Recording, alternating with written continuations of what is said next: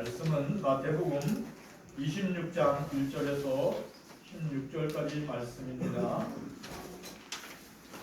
마태복음 26장 1절에서 16절까지의 말씀을 함께 나누겠습니다. 신약성경 45쪽에 있습니다.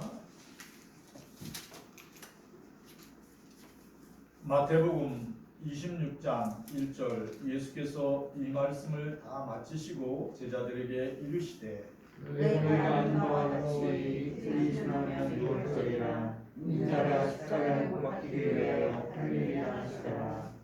그때 대제사장들과 백성의 장로들이 가야바라 하는 대제장의 관정에 모여 예수를 문제로 삼아 죽이려고 하는데 말하기를 밀란이 날까 하노니 명절에는 하지 말자 하더라. 예수께서 배단이 나병 환자 시몬의 집에 계실 때에 한 여자가 매우 귀한 향유 한 옥합을 가지고 나와서 식사하시는 예수의 머리에 부으니 제자들이 보고 분리하여 이르되 무슨 소리로 이렇게 하느냐.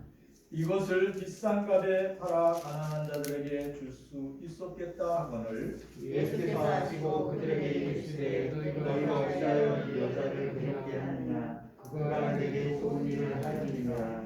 가난한 자들은 항상 너희와 함께 있거니와 나는 항상 함께 있지 아니하리라. 이 여자가 내 몸에 힘을 그 것을 내 장래를 멸망하리라. 내가 진실로 너희에게 이르노니 온 천하에 어디서든지 이 복음이 전파되는 곳에서는 이 여자가 행한 일도 말하여 그를 기억하리라 하시니라. 그때 12 중에 하나인 다른 유다 하는 자가 대제사장들에게 말하되 내가 예수를 너희에게 넘겨주리니 얼마를 주려느냐 하니 그들이 은 30을 달아주거늘 그가 그때부터 예수를 넘겨줄 기회를 찾더라. 아멘. 찬양 211장 값비싼 향유를 주께 드리는 찬양을 올려드리겠습니다.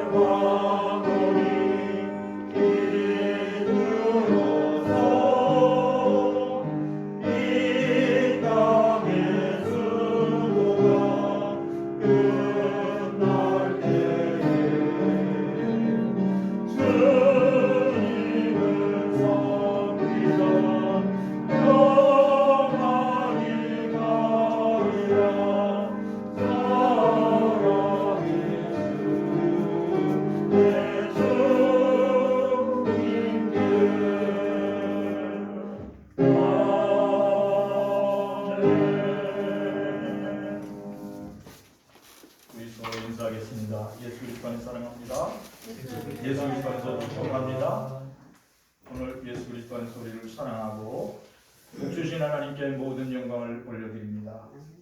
오늘도 만남의 축복을 주신 하나님께 감사드립니다. 1956년 미국 전역을 큰 충격으로 몰아넣었던 그 이야기가 있습니다. 짐 엘리엇이라는 분이 신학교를 마치고 5명의 그 친구들과 함께 복음을 전하려고 에콰도르로 선교를 떠났습니다. 이곳은 한 번도 복음이 전해지지 않는 곳이었고 엘리엇과 그의 친구들이 찾아간 곳은 아우카족이라는 아주 잔인하고 독하기로 이르는 족속이 살고 있는 곳이었어요. 그래서 그들이 조그만 경비행기를 타고 이제 그 섬에 도착해서 이제 해변에 텐트를 치고 복음을 전할 준비를 하는 것을 보고 이제 함께 갔던 경비행기는 떠나갔어요. 그런데 닷새가 지나도 선교본부에 이렇게 무전이 안 오는 거예요. 잘 있다든지 어떻게 지내고 있다든지 이게 매일매일 보고하게 돼 있는데 선교본부에 연락이 안 오는 거예요. 이렇게 닷새가 지나도 아무 연락이 안 오기 때문에 이제 무슨 일이 있나 하고 경비행기를 타고 선교본부에서 현장에 가봤어요. 텐트 친 데를. 그랬는데 거기에 5명이 다 죽어 있는 거예요. 창에 찔려가지고. 근데 그들에게 권총이 있었거든요.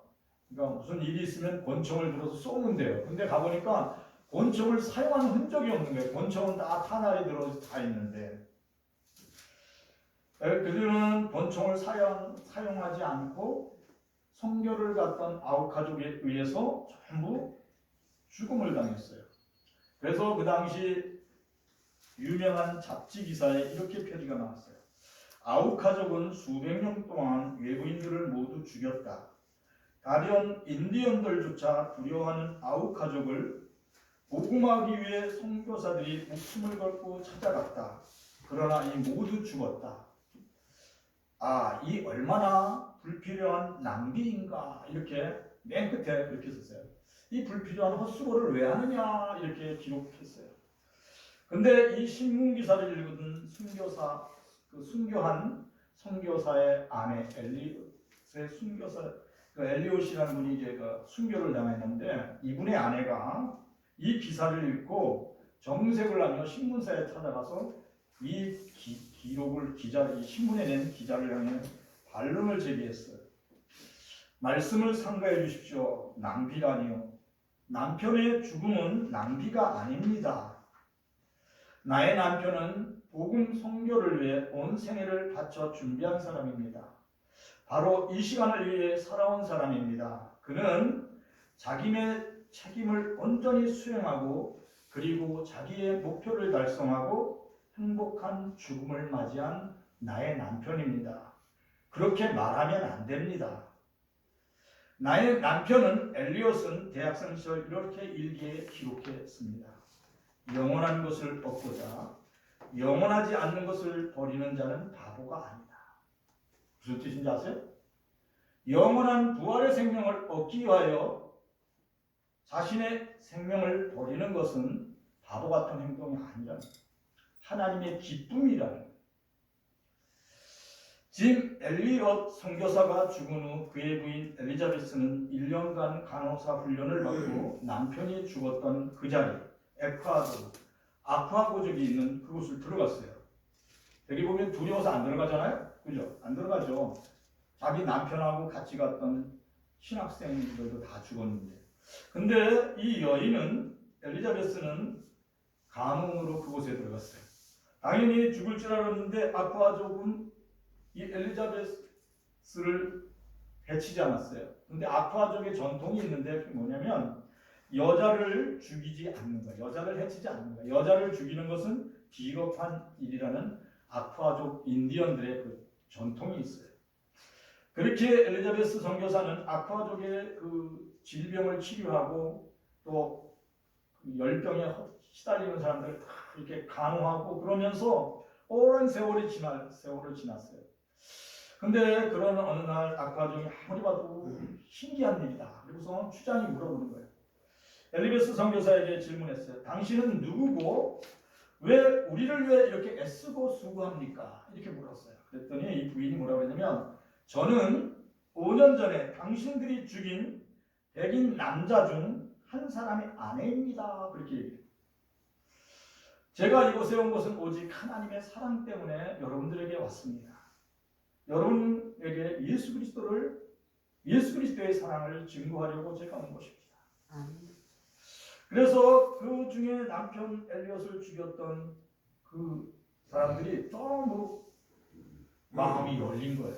그래서 주장을 비롯하여 모든 그 부족이 아쿠아족 부족이 예수 그리스도를 영접하고 영혼 구원을 받는 축복을 누렸어요.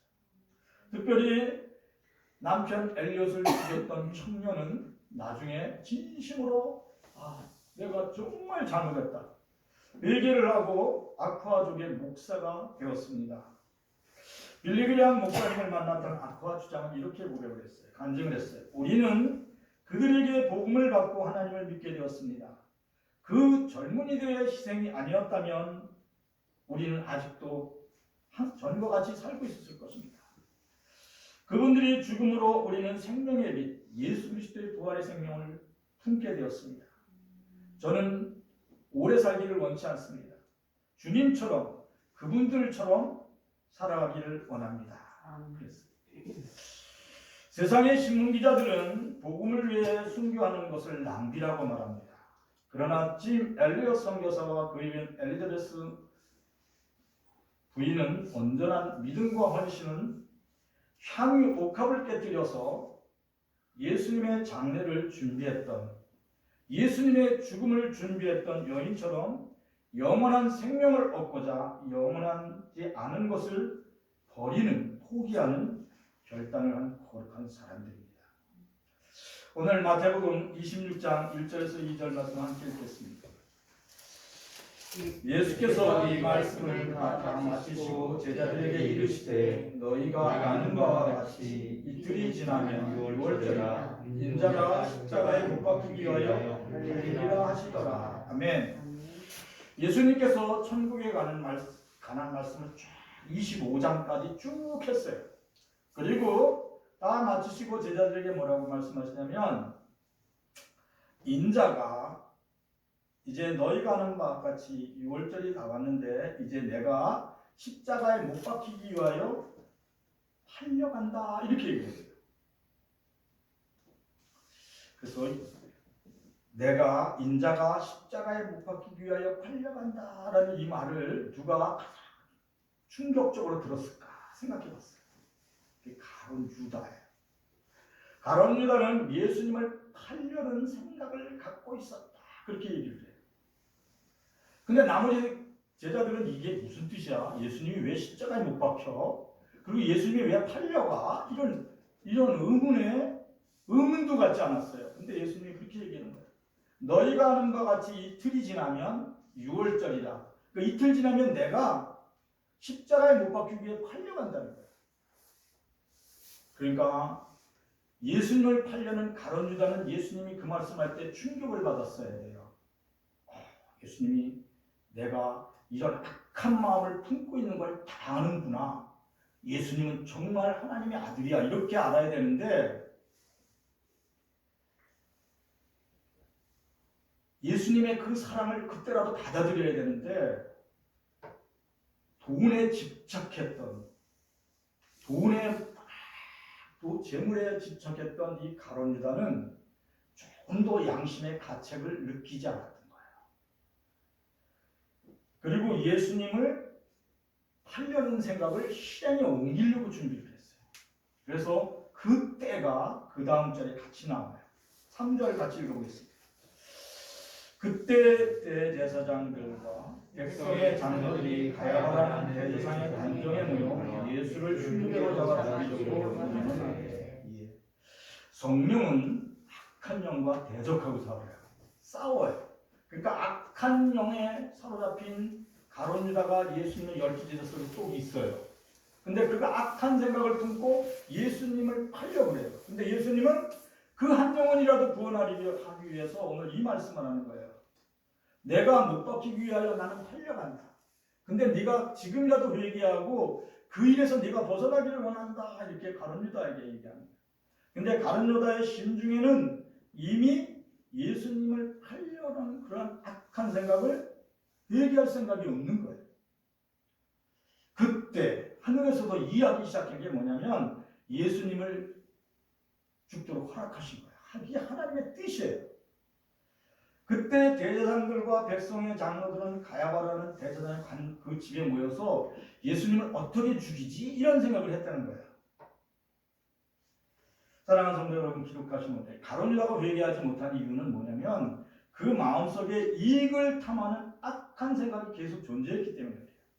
그래서 잠언 1장 19절을 한번 읽어보겠습니다. 이익을 탐하는 자의 길은 다 이루하여 자기 생명을 잃게 되느니라. 이익을 탐하는 모든 자의 길은 다 이루하여 자기 생명을 잃게 되느니라. 여러분 기억하시기 바랍니다. 예수 그리스도 안에서 하나님을 믿어야 구원을 얻는 거예요. 그러니까 이익을 탐하여 자기 생각을 주장하면 구원을 못 받게 돼 있어요. 그러니까 거룩한 영원한 생명을 위하여 거룩하지 않은 것을 포기할 수 있는, 버릴 수 있는, 결단을 할 수 있는 믿음이 있어야 구원을 받는 거예요. 가룟 유다가 예수님을 팔려는, 이게 스승을 판다는 게 이게 말이 안 되잖아요.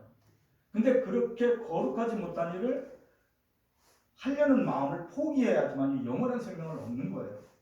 근데 그 생각을 하지 않았어요. 그래서 도리어 어떻게 됐다고요? 대제사장들과 함께 예수님을 죽이려는 생각을 했어요. 그러면 왜 성경에 오늘 말씀과 같이 대제사장과 바리새인, 서기관들 또 백성들의 장로들은 왜 예수님을 죽이려고 했을까요? 성경은 이렇게 말하고 있어요. 마태복음 23장 27절에서 28절 같이 읽어보겠습니다. 마태복음 23장 27절에서 28절 같이 찾아보겠습니다. 제가 이거 잘못 알려줬어요. 40쪽에 있어요. 마태복음 신약성경 40쪽 마태복음 23장 27절에서 28절 말씀 같이 읽겠습니다. 와 있을진저 외식하는 서기관과 바리새인들이여 휘칠한 무도문과 같이 겉으로는 아름답게 보이나 그 안에는 죽은 사람의 뼈와 모든 더러운 것이 가득하도다. 이와 같이 너희도 겉으로는 사람에게 옳게 보이되 안으로는 외식과 불법이 가득하도다. 아멘. 그러니까 예수님이 핍박받는 이유는 예수님이 이렇게 그 대제사장과 그 장로들한테 이렇게 이제 붙들려서 죽어야 되는 그러한 그 회개, 그러니까 악한 생각에 붙들리는 그 왜 이유는 뭐냐면 신앙생활을 올바르게 하라고 종교 지도자들에게 예수님이 지적했다는 거예요. 어떤 게 지적했냐면 너의 신앙들이 겉으로는 아름답게 보이나 너희들의 마음속에는 죽은 사람의 뼈와 모든 더러운 것이 가득 찬 것처럼 겉과 속이 다르다는 거예요. 그래서 예수님이 지적한 거예요. 너희들이 올바르게 신앙생활을 하려면 너희들의 마음속에 있는 그 악한 생각을 회개하라. 거짓된 생각을 회개하고 말씀대로 신실하게 정직한 마음과 정직한 영을 갖고 신앙생활하라고 막 지적해 줬어요. 근데 그 지적을 받은 종교 지도자들은 예수님을 미워했어요. 그래서 예수님을 죽이면 되잖아. 나한테 싫은 소리 하는 사람 죽이면 되잖아. 이렇게 해서 그들은 예수님을 죽이려고 모의했다. 이렇게 말씀하고 있습니다. 그래서 이 악한 때를 준비하게 하신 것도 물론 하나님이 허락하는 범위 내에서만 하는 거예요. 그런데 이 모든 것을 하나님이 그 악한 자들에게 허락하신 거예요. 사랑하는 성도들이 기억하시길 어떤 것을 선택할 것인가를 늘 기억하시기를 축원합니다. 가룟 유다 같은 사람이 될 건지 여기에 있는 악한 종교 지도자들이 될 것인지 여러분들이 그렇지 않으면 오늘 본문에 나오는 값비싼 향유를 깨뜨려서 예수님에게 드렸던 이 여인과 같이 될 것인지 여러분이 선택을 해야 돼요. 마태복음 26장 6절에서 9절까지 말씀 같이 읽어보겠습니다. 예수께서 베다니 나병 환자 시몬의 집에 계실 때 한 여자가 매우 귀한 향유 한 옥합을 가지고 나와서 식사하시는 예수의 머리에 부으니 제자들이 보고 분개하여 이르되 무슨 의도로 이것을 허비하느냐 이것을 비싼 값에 팔아 가난한 자들에게 줄 수 있었겠다 하거늘. 예수께서 배단위 나병 환자 시몬의 집에 초청을 받았어요. 아마 나병 환자에게 사람을 초청했다는 건 이 나병이 이미 다 낫다는 거예요. 그죠? 나병 환자가 그대로 있으면 사람들을 초청 못해요. 근데 이 나병 환자였던 이 시몬이 사람들을 초청해서 특별히 예수님을 초청해서 함께 식사를 대접했다는 것은 그 병이 다 낫다는 거예요. 누가 고쳐줬을까요? 누가 고쳤을 것 같아요? 예수님이 고쳐줬어요. 그래서 예수님을 이제 초청한 거예요. 그래서 예수님이 그 집에서 이렇게 제자들하고 식사를 하고 있는 중에 한 여자가 매우 귀한 향유 한 옥합을 가지고 와서 식사하신 예수님에게 말씀을 드리고 이제 예수님이 따로 앉아 있으니까 그 무리에 그 향유 옥합을 깨뜨려서 그 머리에다 쫙 부었어요.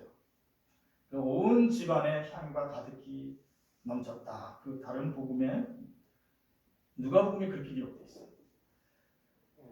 이 향유를 붓는 예식은 향유를 붓는 것은 왕이나 그렇지 않으면 대제사장에게 그 향유를 붓는 거예요.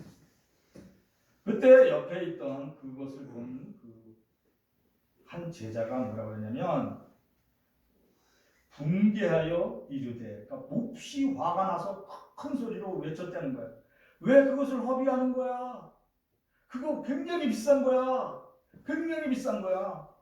팔아서 가난한 자를 도울 수 있는데 왜 그것을 허비하는 거야? 참, 그 자기 스승한테 그 여자가 그렇게 했으면 웬만한 사람 같으면 그런 말을 못할 텐데 그렇게 얘기하는 거예요. 그러니까 아마 여기서 누가 하면 가룟 유다가 그랬다. 그리고 요한복음에 그렇게 쓰여 있어요. 어떻게 보면 가룟 유다가 그 가난한 사람들을 굉장히 생각하는 것처럼 보여요. 그런데 그 옆에 있던 제자 요한은 그 모습을 보고 그렇지 않다. 그러면서 얘기를 하는 말씀이 요한복음 12장 4절에서 6절까지 있어요. 한번 같이 읽어보겠습니다. 제자 중 하나로서 예수를 잡아줄 가룟 유다가 말하되 이 흉악을 어찌하여 300데나리온에 팔아 가난한 자들에게 주지 아니하였느냐 하니 이렇게 말함은 가난한 자들을 생각함이 아니요 그는 도둑이라 돈깨를 맞고 거기에 넣는 것을 훔쳐가리라. 지금 이 요한복음은 누가 쓴 거냐면 예수님의 제자 중에 요한이 쓴 거예요. 그러니까 요한이 가만히 보니까 이 가룟 유다가 가난하고 불쌍한 사람들을 긍휼히 보고 불쌍히 보는 사람이 아니에요. 이 가룟 유다는 돈깨를 갖고 있는데 돈을 몰래 훔쳐가는 것을 누가 알고 있냐면 예수님의 제자 중에 제일 젊은 요한이는 그걸 봤어요. 저 친구 또 도둑질하는 마음 갖고 저 소리 하는구나. 그 말을 하는 거예요. 돈깨를 맡은 사람은 사실 정직하고 그리고 탐심 없는 마음으로 돈을 관리해야 돼요. 그런데 가룟 유다는 돈깨에서 순간순간 도둑질하는 것을 제자 요한이 봤어요. 그러니까 저 사람 이중적인 행동을 하네. 그러면서 하는 소리가 뭐냐면 이 가룟 유다가 이게 300데나리온이어야 된다고. 300데나리온은 지금 돈으로 치면 그러니까 300데나리온한테는 1년치 연봉이라는 뜻이에요. 그러니까 1데나리온이 하루 일당이가 그 당시에 유대인들이 하루 일당이래요. 그러니까 1년치 연봉을 한 여인이 그 향유에 담은 것을 담아서 예수님께 드렸다는 것은 아마 그 여인의 최고의 재산이었을 거예요. 그렇게 귀한 예물을 예수님께 드린 여인의 원신은 놀랍도록 칭찬받아야 될 거예요. 근데 이것을 칭찬하지 않고 되레 뭐라고 꾸중을 하는 거예요. 이 값비싼 거를, 엄청나게 비싼 거를 1년 연봉치 되는 돈에 그 가치 있는 것을 그냥 허비하면 되냐고 그 말을 예수님이 옆에서 가만히 듣고 보니까 이게 가만히 있으면 안 될 것 같아요. 그래서 예수님이 하신 말씀이 있어요. 마태복음 26장 10절에서 13절까지 말씀 같이 읽어보겠습니다. 예수께서 아시고 그들에게 이르시되 너희가 어찌하여 이 여자를 괴롭게 하느냐 그가 내게 좋은 일을 하느니라. 가난한 자들은 항상 너희와 함께 있거니와 나는 항상 함께 있지 아니하리라. 이 여자가 내 몸에 이 향유를 부은 것은 내 장례를 위하여 함이라. 내가 진실로 너에게 이르노니 너희의 어디서든지 이 복음이 전파되는 곳에서는 이 여자가 행한 일도 말하여 그를 기억하리라 하시니라. 아멘. 이 여인이 내 몸에 향유를 부은 것은 나의 장례를 위하여 한 것이다. 나의 죽음을 예비한 것이다. 내가 진실로 말한다.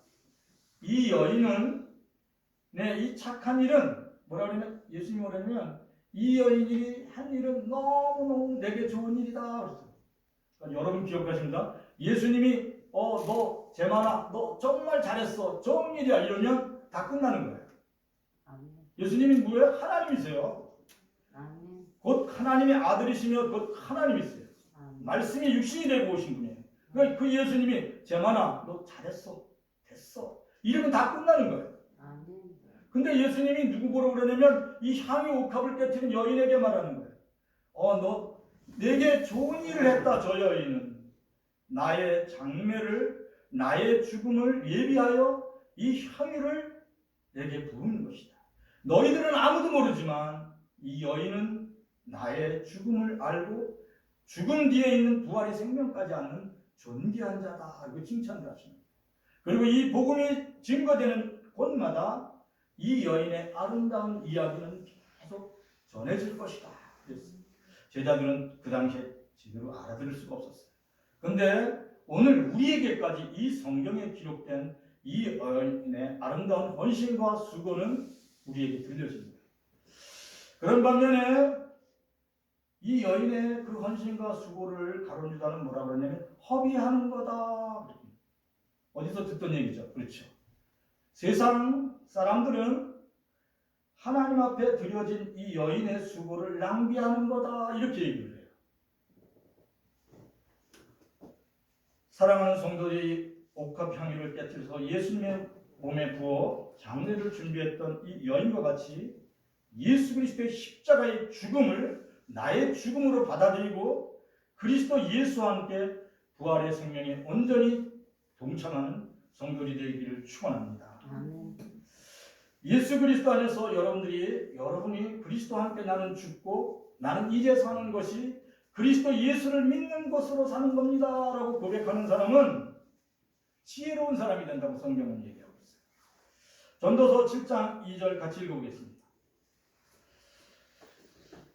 초상집에 가는 것이 잔치집에 가는 것보다 나으니 모든 사람의 끝이 이와 같이 되리라. 산자는 이것을 그의 마음에 둘지어다. 전도서 7장 4절 같이 읽어보겠습니다. 지혜자의 마음은 초상집에 있으되 무례자의 마음은 혼인집에 있느니라. 사람들은 초상집에 가면 뭘 생각하냐면 자신의 죽음을 생각해요.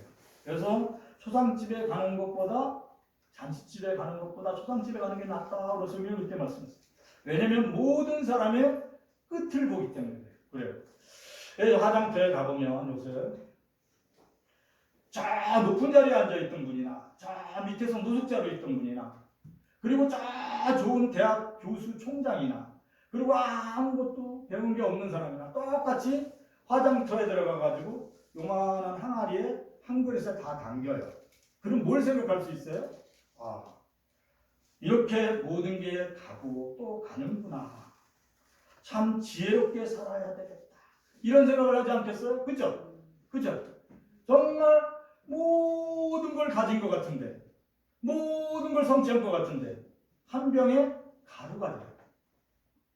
그런 걸 보면 사람들이 어떤 생각을 하냐면, 나도 이제부터는 지혜롭게 살아야지. 정말 성경에 있는 말씀과 같이 지혜롭게 살아야 이런 생각을 갖게 된다는 거예요. 그래서 성경은 뭐라고 하냐면, 초상집에 가는 것이 잔치집에 가는 것보다 나으니 모든 사람의 끝이 이와 같이 됩니다. 그랬어요. 그래서 산자는 이것을 그 마음에 둘지나. 우리 살아있잖아요. 그 마음을 우리 마음속에 들고 있으라는 거예요. 누구든지 시간이 지나면 헛되게 그렇게 간다는 거예요. 그래서 우리가 하나님 앞에 무릎 꿇고 하나님 지혜롭게 살기를 원해요. 이렇게 기도하라는 거예요. 모세가 그런 기도를 드렸어요. 시편 90편 12절 말씀 읽어보겠습니다. 우리에게 우리날 예수함을 가르치사 지혜로운 마음을 얻게 하소서. 예. 우리에게 우리의 날 예수함을 가르치사 지혜로운 마음을 얻게 하소서. 그러니까 우리에게 우리의 날, 우리가 앞으로 살아갈 날, 또 지나간 날 동안 살아온 날들을 다 이렇게 생각하면서 앞으로의 살아갈 날에 지혜로움을 저에게 얻게 해주세요. 이렇게 기도하라는 거예요. 간절히 기도하라는 거예요. 왜냐하면 모세는 굉장히 오래 건강하게 살았어요. 근데 모세는 뭐냐면 자신과 늘 함께 하시는 하나님을 바라보면서 자신의 생명이 존재하는 날을 기억하면서 지혜롭게 살기를 그렇게 원했어요. 아니 모세도 그랬는데 나도 한번 그래야지. 제가 이 말씀을 읽으면서 그런 결심을 했어요. 하나님, 저도 모세와 같이 지혜롭게 살게 해주시옵소서. 그랬더니 뭐 어떤 말씀이 쓰여있냐면 성경에 모세는 모든 자보다 온유했다 이렇게 돼 있어요. 그래서 그 말씀의 원서를 보니까 뭐라고 되어 있냐면 하나님의 말씀에 순종하기를 기뻐했다 그렇게 되어 있어요. 사랑하는 성도들이 하나님의 말씀에 온전히 순종함으로 모세와 같이 온유하게 되기를 축원합니다. 그러니까 온유한 자에게 주는 축복이 뭐냐면 평강 그리고 기쁨이에요. 그래서 모세는 아침마다 일어나면서 이렇게 기도했다고 해요. 시편 90편은 14절이에요. 지금 시편의 이 90편이 모세의 기도예요. 거기에 14절을 같이 읽어보겠습니다.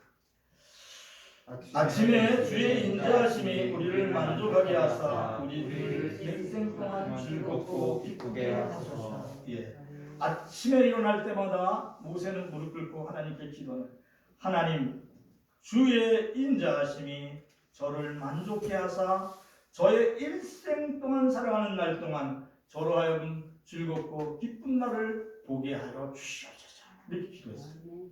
그랬더니 하나님이 기쁨으로 모세를 붙들고 가신 줄 믿습니다. 모세는 죽고 사는 것이 누구의 손에 달려 있다고요? 예, 하나님 손에 달려 있는 것을 아주 오래전에 깨달았어요.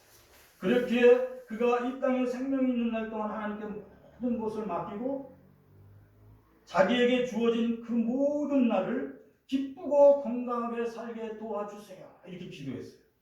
근데 하나님은 그의 기도를 들으사 그의 머리끝부터 발끝까지 매일 함께 하셨어요.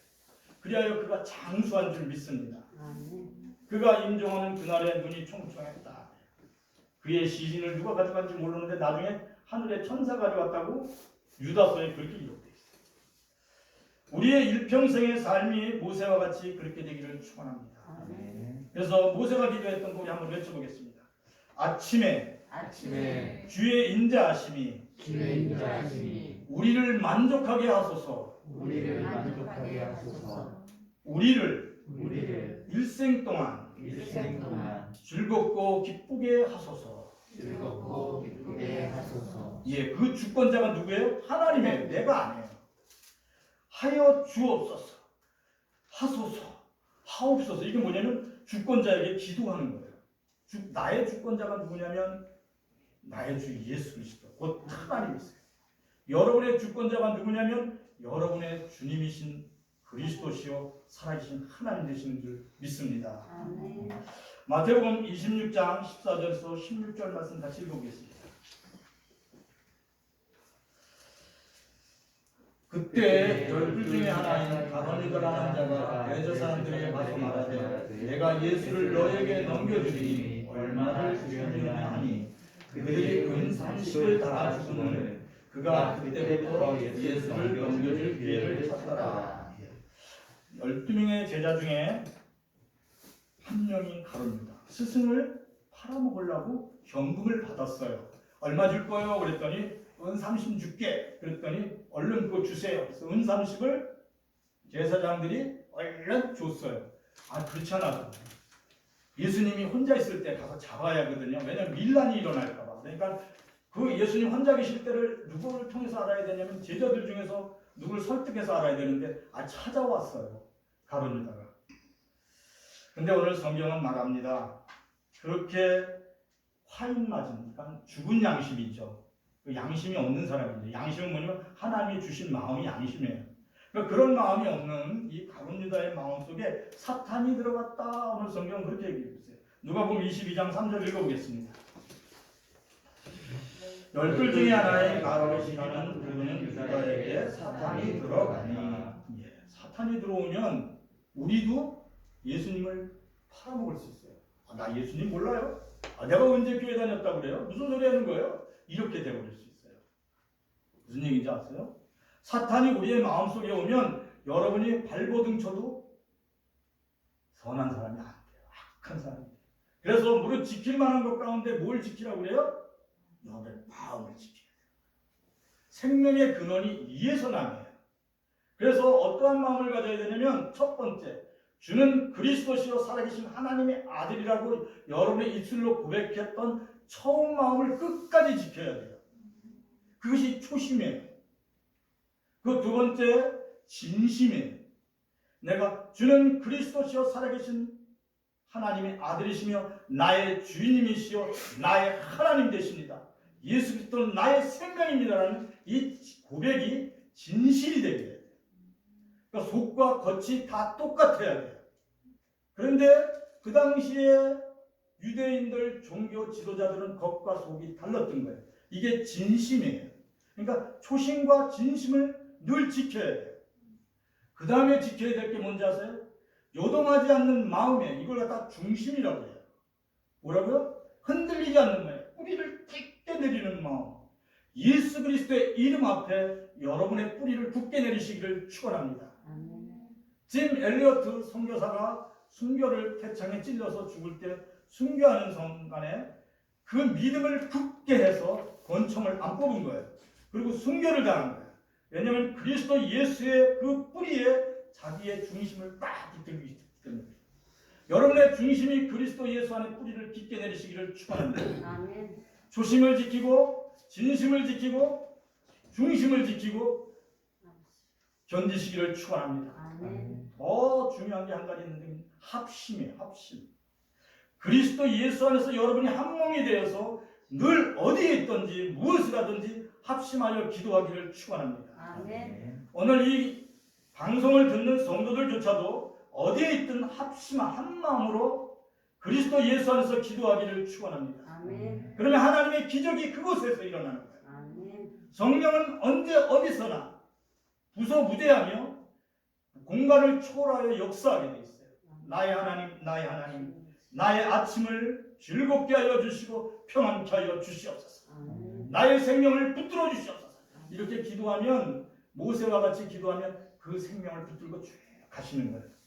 모세는 아침마다 아마 엔돌핀이 돌았을 것 같아요. 그렇게 기도할 때마다 모세와 직접 대화했다고 성경은 그렇게 얘기를 하고 있어요. 그런 하나님이 늘 모세와 함께 하신 줄 믿습니다. 아멘.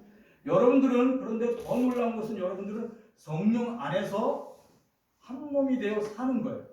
그러니까 성령 안에서 예수 그리스도 안에 산다는 건 뭐냐면 성령 안에서 예수 그리스도와 한 몸이 되어 산다는 거예요. 아멘. 늘 그런 기도할 때마다 성령의 감동함이 사랑하는 우리 영혼교회 모든 성도들에게 늘 함께하기를 축원합니다. 아멘. 300데나리온이나 되는 향유로 옷값을 깨뜨려 예수님의 몸에 부었던 그 여인의 그 모든 것을 세상 사람들은 뭐라 그러냐? 낭비야 낭비. 왜 거기 가서 선교사로 가서 그 아우카도한테 주고 그렇게 헛된 낭비, 허비를 해 이렇게 얘기하지만 예수 그리스도 안에서 하나님을 믿는 사람은 정말 존귀하고 영광스러운 일을 했습니다. 당신의 그 피 흘림은 하늘에서 해같이 빛날 것입니다.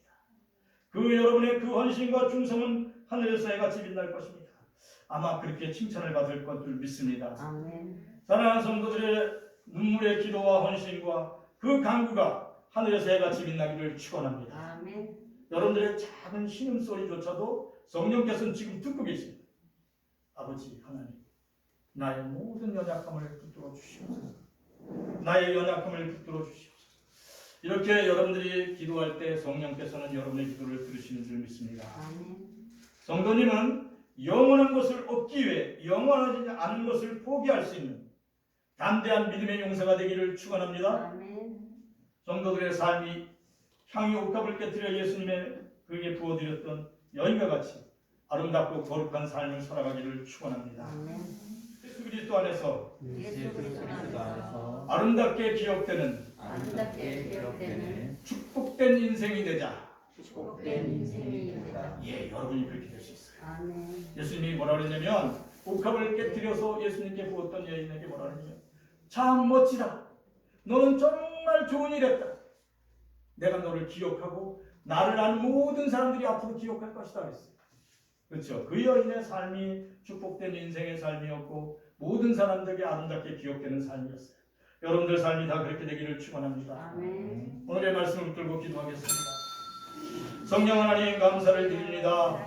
오늘도 우리에게 말씀을 보내주셔서 인생의 여정을 아름답게 사는 길이 무엇이며 아침마다 일어나서 뭘 기도해야 되는지를 깨닫게 하여 주시니 감사합니다. 하나님 감사합니다. 사랑하는 성도들이 아침마다 일어나서 하나님 감사합니다. 하나님 감사합니다. 오늘도 좋은 날을 주셨사오니 이 날에 하나님께서 함께 하셔서 우리의 날이 기쁘고 우리의 날이 평강의 날이 되게 하시고 우리와 함께 하시는 하나님의 뜻이 하늘에서 이루어진 것처럼 사랑하는 우리의 가정에 이루어지고 우리 교회에 이루어지고 우리가 살고 있는 이 나라에 이루어지도록 기뻐하여 주시옵소서. 하나님 감사드립니다. 하나님 감사드립니다. 하나님 감사드립니다. 하나님 감사드립니다. 우리의 머리끝부터 발끝까지 부어주셔서 날마다 주의 성령으로 충만하게 하여 주시고 믿음으로 충만하게 하여 주시옵소서.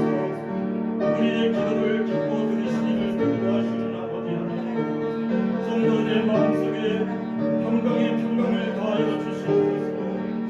아버지 하나님, 성령의 성품을 더하여 주셔서 하나님의 기쁨이 넘치게 하여 주시옵소서. 그 서로 하는 모든 일에 복을 더하여 아버지 하나님 감사합니다. 오 하나님 감사합니다. 오 하나님 감사합니다.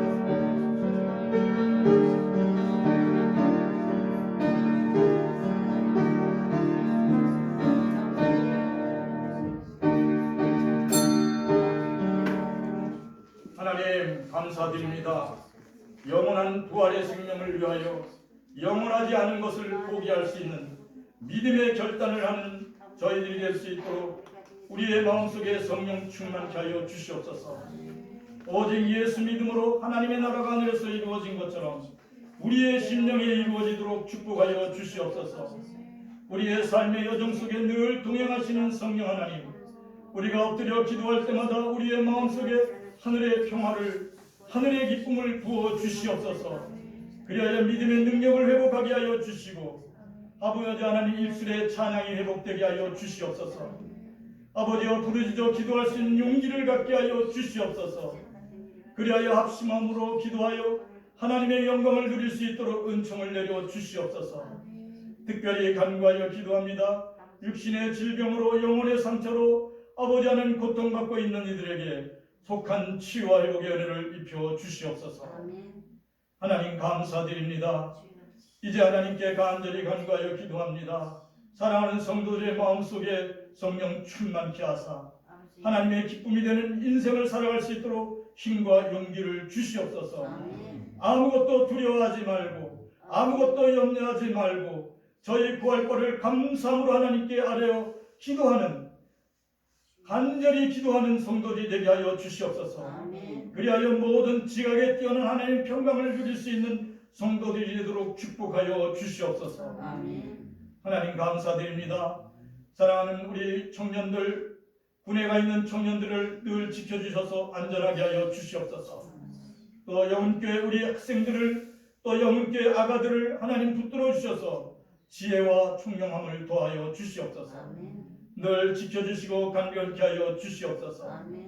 사랑하는 성도들의 삶의 터전에 함께하여 주셔서 삶의 지경을 넓혀주시고 환난을 피하여 근심을 면하게 하여 주시옵소서. 모든 것을 하나님께 맡겼고 나사렛 예수 그리스도의 이름으로 기도합니다. 이제는 우리 주 예수 그리스도의 은혜와 하나님 우리 아버지의 극진한 사랑과 성령의 충만하심이 사랑하는 모든 성도들에게 이제로 영원히 함께하실지어다. 아멘.